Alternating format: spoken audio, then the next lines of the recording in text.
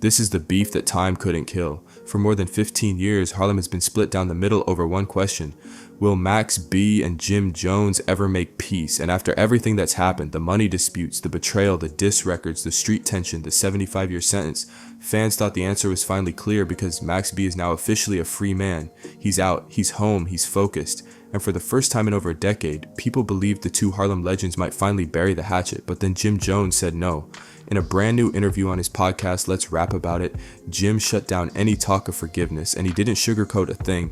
I may forgive, I don't forget, he said. And even if I forgive, I'm not here to make anybody feel comfortable. Meanwhile, Max is on the opposite end of the spectrum, calling in from prison before his release, saying he forgave everything, he's a new man, a married man focused on peace, family, and success. Two men, two completely different energies, and a story that refuses to end. So today we're going all the way back through the rise, the fallout, the betrayal, the prison years, and the brand new 2025 updates to break down exactly why this beef still isn't dead and why it may never be. Before the drama, before the betrayal, before the headlines took over the story, Max B and Jim Jones were supposed to be unstoppable. Harlem had never seen a duo quite like them. Jim was already a certified name through Dipset. Flashy, charismatic, and locked into the streets, but when he brought in Max B, everything shifted. Max wasn't just another rapper, he had a voice nobody could copy, a swagger that felt effortless, and a melodic style that would eventually influence an entire generation inside the studio. The chemistry was undeniable. Max wrote hooks, shaped records, and gave ByrdGang a sound that was smooth, gritty, and uniquely Harlem. Tracks like Baby Girl, G's Up, and Money on My Mind carried his fingerprints all over them, even when his name wasn't front and center. But behind the scenes, cracks were already forming. Max felt like the engine of the operation, the secret weapon who was giving Jim Jones hit after hit, yet the business side didn't reflect that. He claimed the money wasn't adding up, the publishing wasn't right, and the credit wasn't where it should have been. Jim, on the other hand, saw things differently. To him, he was the one opening doors, investing money, building the platform, and taking the risks. Two visions, two egos, and no real communication. What started as quiet frustration slowly turned into tension. Max began speaking out, dropping hints in interviews, and letting people know he didn't feel properly compensated. Jim brushed it off publicly, but the energy between them was shifting fast, and the truth is, none of this was surprising. When you combine talent, ambition, and money, especially in the New York rap scene during that era, pressure builds quickly, and this pressure was about to explode into something much bigger than a simple label dispute. Because soon, Max wasn't just frustrated, he was ready to walk away. And once he did, the entire situation spiraled into a full-blown war.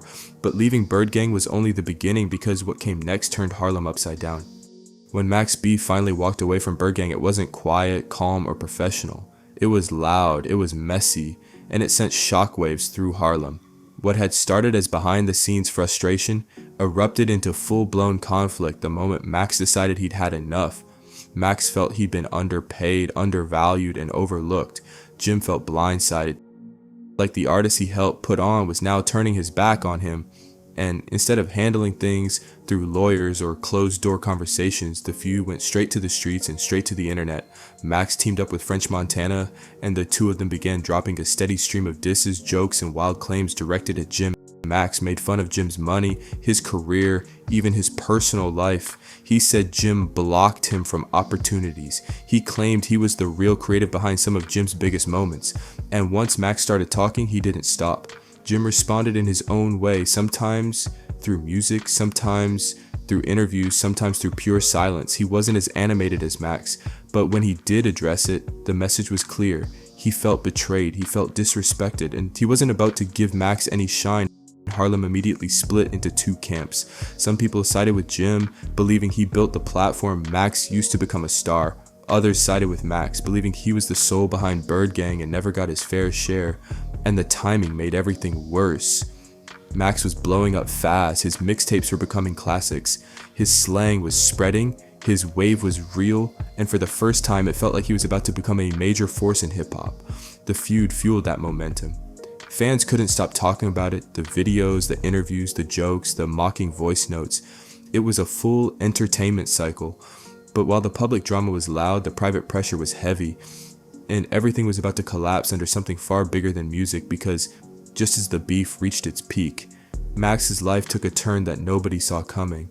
The beef between Max B and Jim Jones wasn't just about money or contracts, it got personal.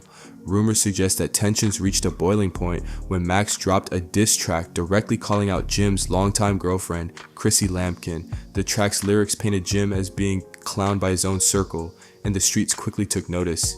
Reports claimed that the fallout from the diss track led to a violent confrontation. Max alleged that he was ambushed while driving, with Jim allegedly trying to block him in and confront him physically. Max fought back, a bold move that only fueled the lore surrounding their feud. This was the moment it became clear. Jim felt betrayed, Max felt disrespected, and there was no turning back. The personal nature of the attacks pushed both sides to escalate, turning a music rivalry into a street-level war that would define both their careers for years to come.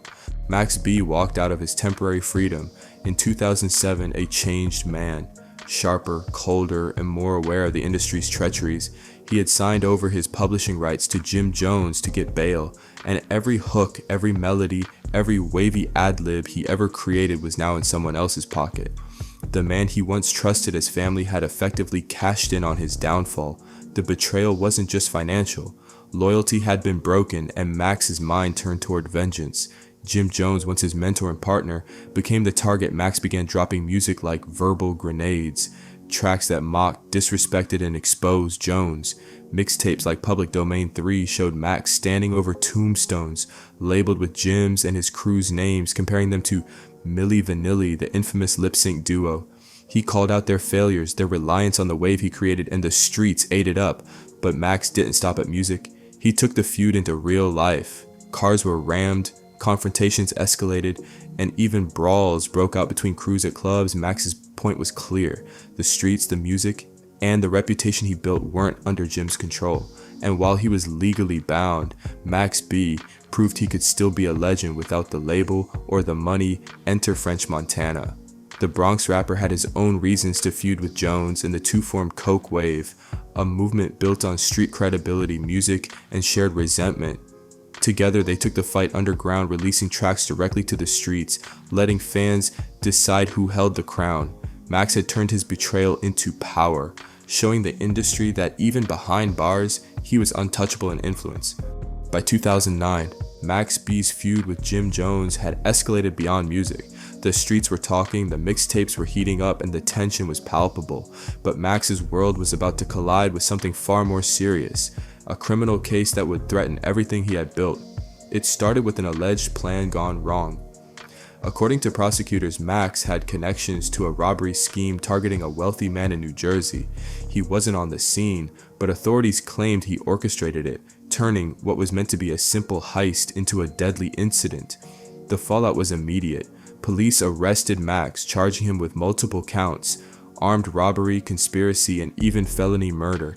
Bail was set at $2 million, locking him away in a cold cell, while the streets continued to spin his name in every mixtape and DJ set. Meanwhile, Jim Jones, the very man who had once called Max a brother, was thriving.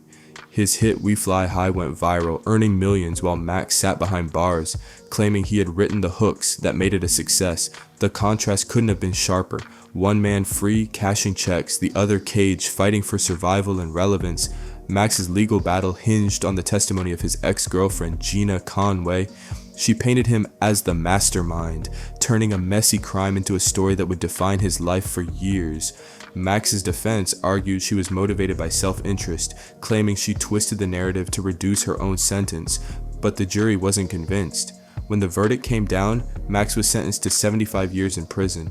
From Harlem icon to inmate almost overnight, the streets mourned, but the music world kept spinning now without him at the center. And yet, even behind bars, Max B's influence didn't disappear. His sound, his wave, and his reputation kept rippling through the streets and the artists he inspired. In 2016, after serving 7 long years, Max B's legal team dropped a bombshell. They argued that his original lawyer had been incompetent, allegedly more focused on lining his own pockets than building a strong defense. This argument, known as post-conviction relief, struck at the heart of Max's 75-year sentence. The court agreed. His original trial had been flawed, and justice demanded a reassessment. Through a plea deal, Max's sentence was drastically reduced. The 75 years were slashed to 20, then later to 12 years. Time already served counted toward this total, finally giving Max a release date within reach. For the first time in over a decade, The possibility of freedom was real.